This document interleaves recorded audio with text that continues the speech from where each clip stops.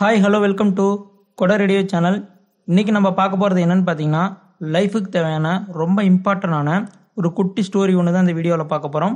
வாங்க வீடியோக்குள்ளே போகலாம். ஒரு கதை சொல்லிட்டேன் சார். ஒரு துறவி தன்னோட சீடர்களுக்கு இன்று என்பது மட்டுமே நிஜம், நாளை என்பது மாயை. அதனால் நீங்கள் எந்த ஒரு காரியத்தையும் நாளைக்கு அப்படின்னு சொல்லி தள்ளி போடாமல் இன்னைக்கு எவ்வளோ சீக்கிரம் செஞ்சு முடிக்கிறீங்களோ நல்லது அப்படின்னு சொல்லி கொடுத்துட்டு இருந்திருக்காரு.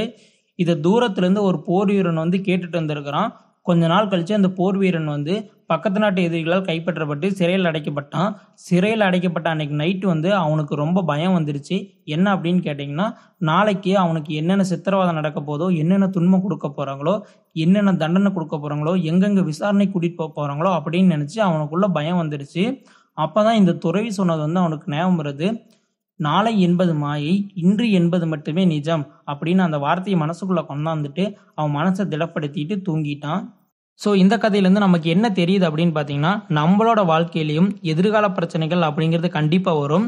அப்படி வரக்கூடிய எதிர்கால பிரச்சனைகள் நினச்சி நம்ம இன்னைக்கு ஃபீல் பண்ணிட்டு இருந்தோம்னா இன்னைக்கு உண்டான சந்தோஷமும் தூக்கமும் கண்டிப்பாக நமக்கு இல்லாமல் போயிடும்.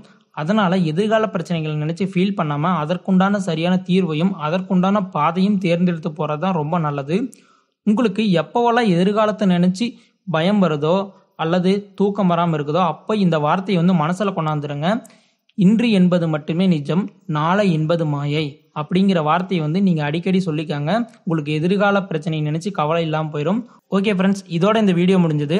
இந்த வீடியோவோட பாசிட்டிவ் கமெண்ட்ஸ் மறக்காமல் கமெண்ட் பாக்ஸில் லீவ் பண்ணுங்கள். இந்த வீடியோ உங்களுக்கு பிடிச்சிருந்தா உங்கள் ஃபேமிலிக்கும் உங்களோட ஃப்ரெண்ட்ஸுக்கும் உங்களோட ரிலேட்டிவ்ஸ்க்கு ஷேர் பண்ணுங்கள். இந்த மாதிரி இன்ட்ரெஸ்டிங்கான ஸ்டோரிஸ் உங்களை சேரணும்னா மறக்காமல் நம்ம கொடை ரேடியோ சேனலை சப்ஸ்கிரைப் பண்ணுங்கள். கூடவே அந்த பெல் ஐக்கனை கிளிக் பண்ணிக்காங்க. அப்போ தான் நாங்கள் போடுற வீடியோக்கள் உங்களை சேரும். ஓகே ஃப்ரெண்ட்ஸ், தேங்க்ஸ் ஃபார் வாட்சிங்.